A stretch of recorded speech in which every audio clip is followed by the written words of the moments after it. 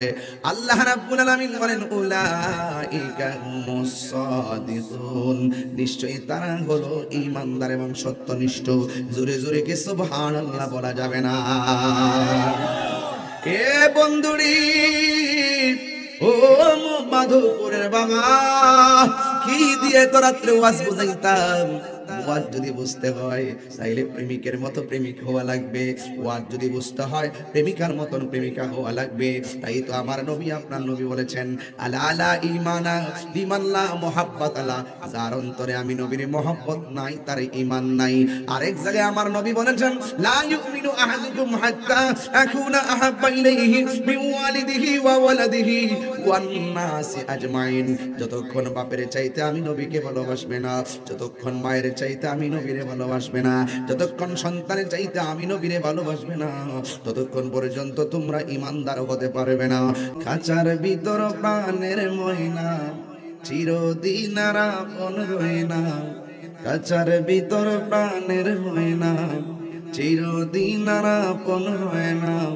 হঠাৎ করে পালিয়ে যাবে একটু পেলে ফাঁকে রে, গুরুস্থানের একটু মাটি বাইনা করে রাখে রে।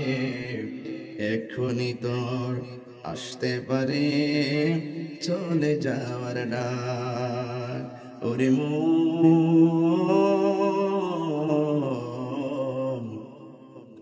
এখনই তোর আসতে পারে চলে যাওয়ার ডাক।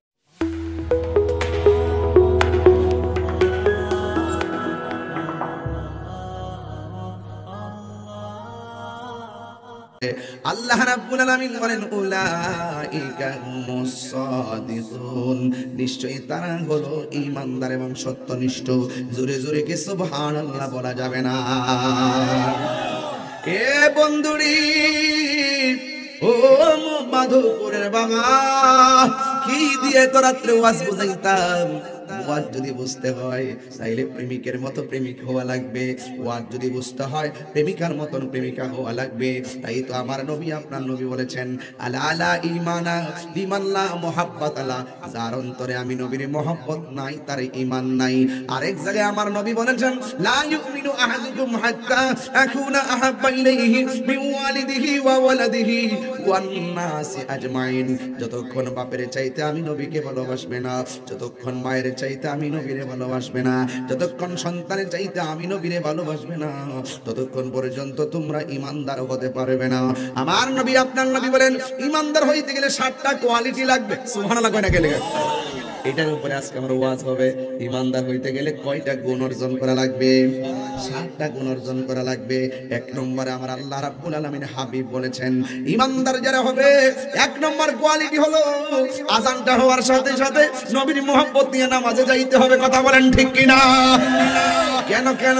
নামাজের ভিতরে এমপিরে সালাম দিলে নামাজ বাতিল হয়ে যায়, নামাজের ভিতরে মন্ত্রীরে সালাম দিলে নামাজ বাতিল হয়ে যায়, নামাজের ভিতরে ওসি সাহেবকে সালাম দিলে নামাজ বাতিল হইয়া যায়। আর নামাজ এমন একটা বন্দেগী, হাসরের ময়দানে সর্বপ্রথম নামাজের হিসাব করা হবে। হ্যাঁ বন্ধুরে, নামাজ এমন একটা বন্দেগী যেই নামাজের মধ্যে দাঁড়ায় গেলে ইন্নী ওয়াজ্জাহতু ওয়াজহিয়া লিল্লাযী ফাতারাস সামাওয়াতি ওয়াল আরদা হানিফা ওয়া মা আনা মিনাল মুশরিকিন, আল্লাহু আকবার বলে দাঁড়ায় গেলেন। চালাও সে পথে যে পথে তোমার প্রিয়জন গিয়েছেন চলি।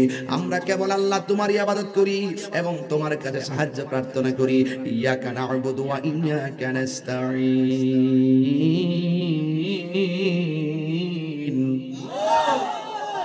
আমরা কেবল তোমারই ইবাদত করি এবং তোমার কাছে আমরা সাহায্য প্রার্থনা করি। আল্লাহ পাক নামাজের কথা বলার আগে ধৈর্যের কথা বলছে। আল্লাহ বলছে ইয়া আইয়ুহাল্লাযীনা আমানুস্তাঈনু বিস-সাবরি ওয়াস-সালাহ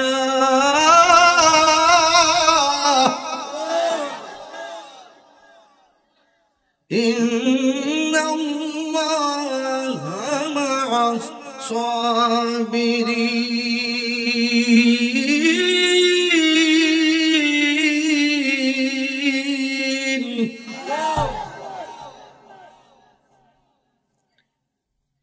আল্লাহ বলছেন ইয়া আইয়ুহাল্লাযীনা আমানু, হে ঈমানদারগণ, ইস্তাঈনু, তোমরা সাহায্য চাও। আল্লাহর কাছে সাহায্য চাও। বিসসবরি ওয়াস সালাহ, প্রথমে বলছে ধৈর্যের কথা, এরপরে বলছে নামাজের কথা। তাহলে ধৈর্য খুব কঠিন জিনিস। ধৈর্য যাদের কুলাইছে তারাই মাহফিল আইছে, ধৈর্য যাদের কুলাই নাই তারা মাহফিলে আসে না। এই ধৈর্য যার জীবনে বেশি থাকবে তার জীবনে সফল কাম। আর সবরু মিফতাহুল ফালাহ, ধৈর্য হলো সাফল্যের চাবিকাঠি। যার জীবনে ধৈর্য বেশি থাকবে তার জীবনে সফলতা বেশি থাকবে। যার জীবনে ধৈর্য কম তার জীবনে শুধু হতাশা, খায়াও হতাশা, ঘুমায়ও হতাশা, চললেও হতাশা, রোজ রোজগারে যায়ও হতাশা, তার হতাশা আর শেষ হয় না। কেন? তার ধৈর্য, কতক্ষণ তার ধৈর্য নাই। এই জন্য ধৈর্য বড় কঠিন জিনিস। এই ধৈর্য যার থাকবে দেখবেন তার জীবন ধন্য হয়ে গেছে। এই যে মাহফিলে বসে আছেন, ধৈর্য ছাড়া বসে আছেন, যেরকম না ধৈর্য ছাড়া বসে আছেন। ইমামে হুসাইন রাদিয়াল্লাহু তাআলা আনহু কারবালার মাঠে ধৈর্যের পরীক্ষা দিয়েছেন। যেরকম না সুবহানাল্লাহ, আরো বড় করে বলেন না সুবহানাল্লাহ। তাহলে ইমাম হুসাইনের মতন আমরা ধৈর্যের পরীক্ষা দিতে চাই কি চাই না? আরো বড় ধৈর্যের পরীক্ষা দিতে চাই কি চাই না? মরলে মরবো কিন্তু লড়ে মরবো, এটাই হলো হুসাইনি চেতনা। কথা বলেন ঠিক কিনা? আমার ছেলেগুলোর আওয়াজ আজকে অনেক সুন্দর লাগতেছে, মনে হয় যেন তারা এই মাত্র খাওয়া দাওয়া করে শক্তি সঞ্চার করে এসেছে। জবানটা করে কন্যা আল্লাহু আকবার। যারা বাড়িতে ঘুমাই দিছে আফসোস করতেছে, লাইভ চলতেছে তো 1 লক্ষ লোকের ফলোয়ারে লাইভ চলতেছে। মারহাবা জোরে কোন। এজন্য আমরা যখন কথা বলি হিসাব মিলাই কথা বলি, কারণ আপনারা কে কে সামনে আছেন আমরা দেখি না। আমরা দেখি অনেক মানুষ ঘর থেকে শুয়ে আসে আমাদের ওয়াজ শুনতেছে। এই জন্য এই মধ্য রসুল পরে কি আলোচনা হয়, রাসূল প্রেমিকরা কি শুনতেছে, আর তাহির হুজুর কি বলতেছে, ঘরে বসে বসে কমেন্টস করতেছে। কথা বলেন ঠিক না বেটে? এই জন্য আমরা কোনো মাহফিলকে ছোট করে দেখার কোনো সুযোগ, একটা জবানও বন্ধ রাখবেন না। মহব্বতে মায়ার সুরে বলুন সুবহানাল্লাহ। আমার যুবক ভাইয়েরা গভীর মনোযোগ। আমি বলছিলাম নবীর ভালোবাসা লাগবে। নবীর ভালোবাসা না দেখলে ইমানদার হওয়া যাবে না, আর নবীরে বলো না বাসলে আল্লাহ পাওয়া যাবে না। এই বন্ধুরে নবীরে কেমন ভাবে ভালোবাসতে হবে, এই ভালোবাসাটা একটু বুঝতে হবে সাহাবায়ে কেরামের জীবন থেকে। কথা বলেন না ঠিক কিনা? একদিন তো আমরা মরে যাব, আমরা তো একদিন কবরে চলে যাব, কেউ আমরা থাকবো না রে। এই জন্য গভীর রজনীতে গভীর দিকে চলে যাই। ও যুবকের দল, আমি বলতে চেয়েছিলাম আমার নবীকে কেমন করে ভালোবাসতে হবে। আমার নবী আপনার নবী রহমাতুল লিল আলামিন ঘরের মধ্যে বসে আছেন। এবার নবীর সামনে সাহাবায়ে কেরাম আসলেন। আয়েশা ডাক দিয়ে বলে, নবী গো, ও মায়ার নবী, দয়ার নবীজি, ইসলামের জন্য আমরা কি করতে পারি? আমার নবী আপনার নবী বলেন, ও সাহাবায়ে কেরামের দল, তোমরা ইসলামের জন্য কি করতে পারো? ইসলামের জন্য জীবন দিতে হবে। আল্লাহ বলছেন, ওয়াজাহাদু বি আমওয়ালিহিম ওয়া আনফুসিহিম ফি সাবিলিল্লাহ। ইসলামের জন্য জান দিয়ে জিহাদ করতে হবে, ইসলামের জন্য মাল দিয়ে জিহাদ করতে হবে।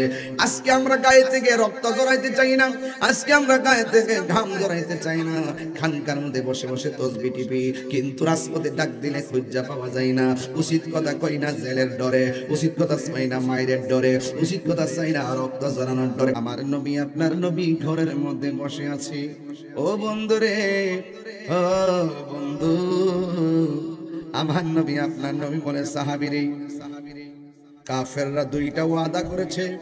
1 নম্বর ওয়াদা হলো আমি নবীকে না মাইরা তারা গায়ের মধ্যে তেল মালিশ করবে না। জোরে কোন নাউজুবিল্লাহ। 2 নম্বর ওয়াদা করেছে আমি নবীরে না মাইরা তারা স্ত্রীর সঙ্গে মেলামেশা করবে না। আমার নবীকে মারার জন্য নকশা করেছে 2টা। এখন যদি আমি তাহিরকে কেউ মারতে আসে, গ্রামের কেউ, আপনারা কি ছায়া থাকবেন?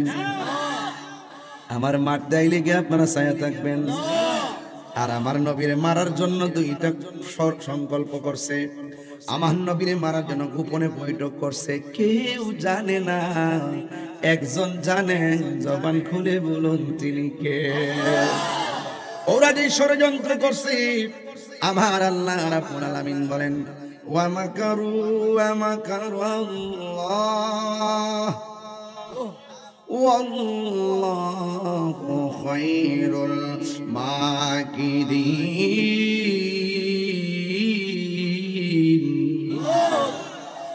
যতই ষড়যন্ত্রকারীরা ষড়যন্ত্র করো, আমার নবী আপনার নবী রহমাতুল লিল আলামিন ডাক দিয়া বলে, ও পৃথিবীর মানুষ, আল্লাহ রাব্বুল আলামিন আমাকে 6টা মর্যাদা দিয়েছেন।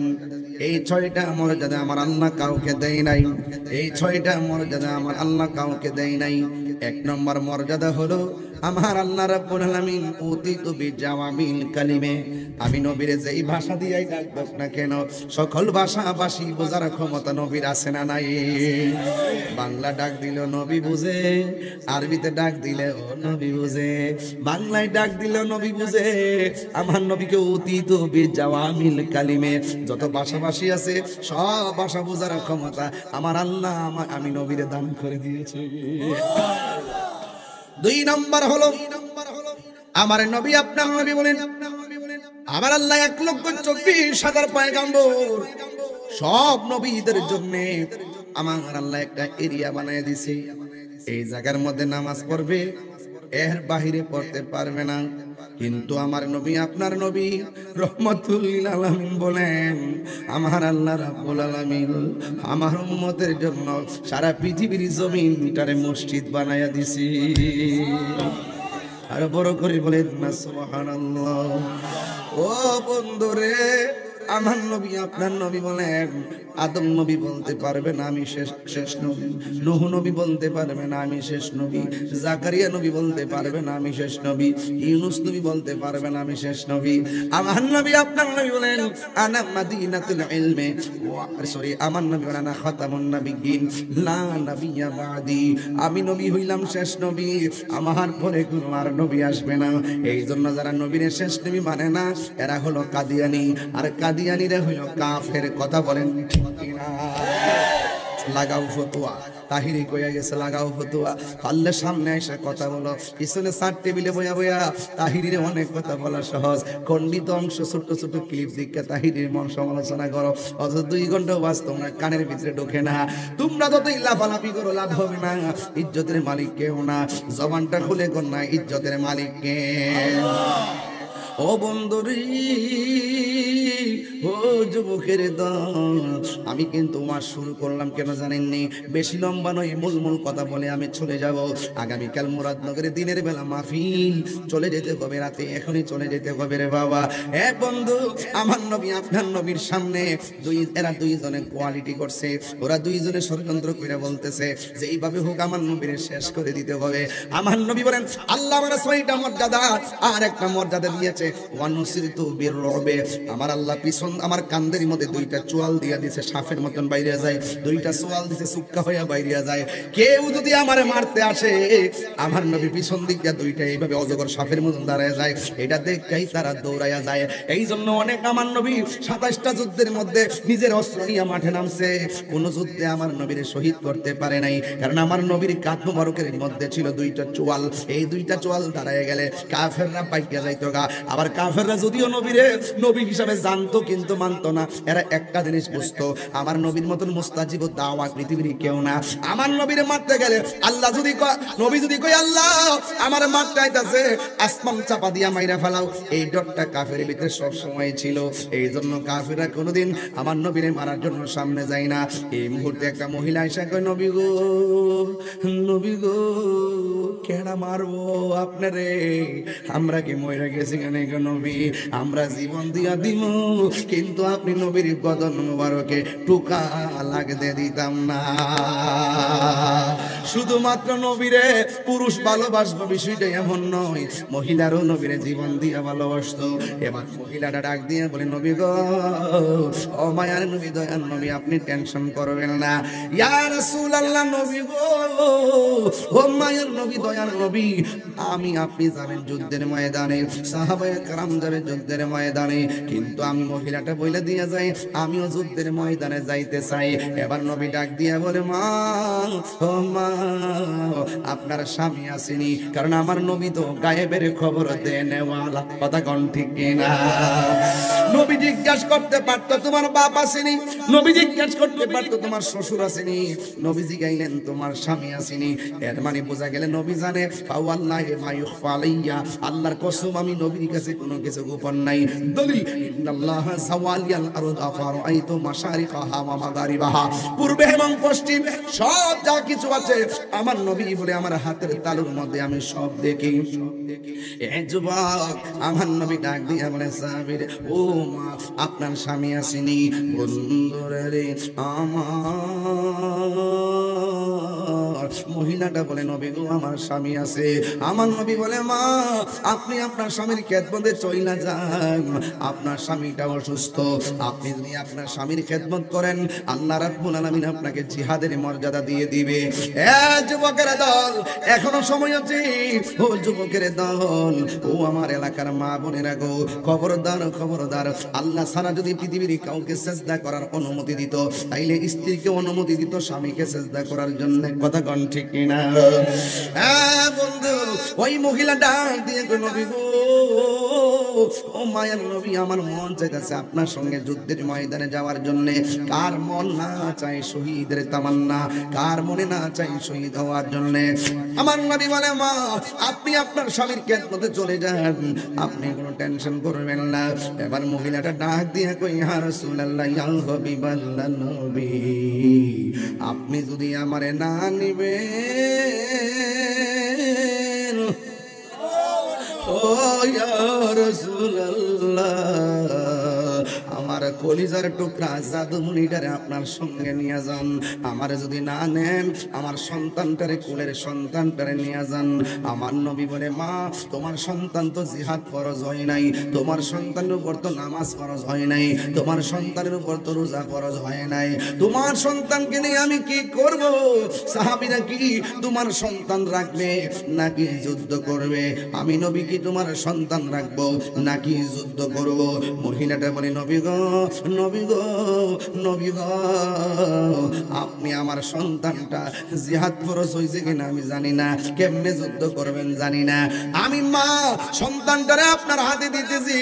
ইয়া রাসূলুল্লাহ নবী গো আমার সন্তানটার উপরে যে নামাজ ফরজ হয় নাই এটা আমি মা হিসেবে জানি, আমার সন্তানটার উপরে রোজা ফরজ হয় নাই এটাও আমি জানি, আমার সন্তানের উপরে হজ ফরজ হয় নাই এটাও আমি জানি, আমার সন্তানের উপরে জিহাদ ফরজ হয় নাই সেটাও আমি জানি।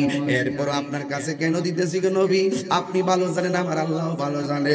এরপর মহিলাটারে নবী ডাক দিয়ে কয় মা আমরা তো যুদ্ধ করতে সন্তানের কারণে অসুবিধা হবে, তোমার সন্তানরে কোলে নিলে যুদ্ধ করব কেমনে? ওই মহিলা বলে নবী গো যুদ্ধ কেমনে করবেন জানি না গো। ইয়া রাসূলুল্লাহ ইয়া হাবিবাল্লাহ আমার জাদুমণিটারে আপনার কোলের মধ্যে দিতেছি। একটু আগে আমি বইলা গেছি নবীর সন্তানের চাইতে বেশি ভালোবাসতে হবে, একটু আগে বইলা গেছি নবীর মায়ের চাইতে বেশি ভালোবাসতে হবে, একটু আগে বইলা গেছি ওয়ান নাস আজমাইন, একটু আগে বইলা গেছি সব মানুষের চাইতে আমি আপনি নবীকে বেশি ভালোবাসা লাগবে। এই জন্য সন্তান আমার কাছে তুচ্ছ, দুনিয়ার সম্পদ আমার কাছে তুচ্ছ, আপনার মহব্বত আমার কাছে সবার শ্রেষ্ঠ। আজকে জবান খুলে আল্লাহকে ডাক দিয়া বলবেন আল্লাহ, আর জবান খুলে কর না আল্লাহ, আর আওয়াজ করে কর না আল্লাহ।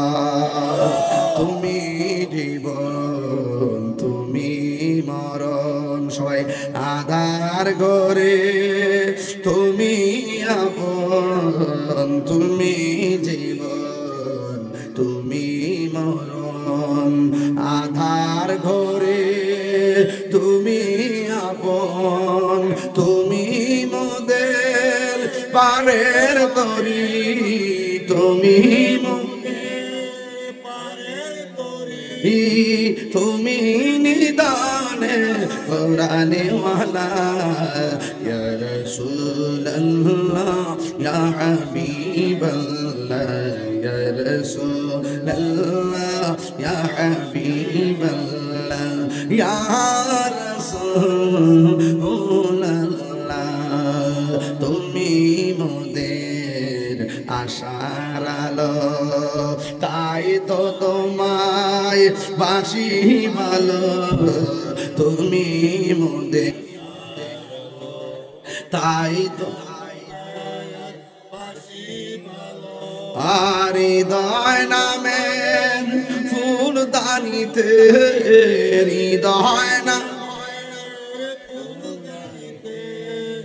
গেতে রেখেছি প্রেমের মালা ইয়া রাসূলুল্লাহ ইয়া হাবিবাল্লাহ ইয়া রাসূলুল্লাহ ইয়া হাবিবাল্লাহ ইয়া রাসূলুল্লাহ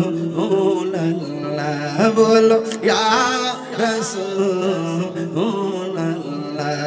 একটা জবানও বন্ধ রাখবেন না মহব্বতে মায়ার সুরে বলুন সুবহানাল্লাহ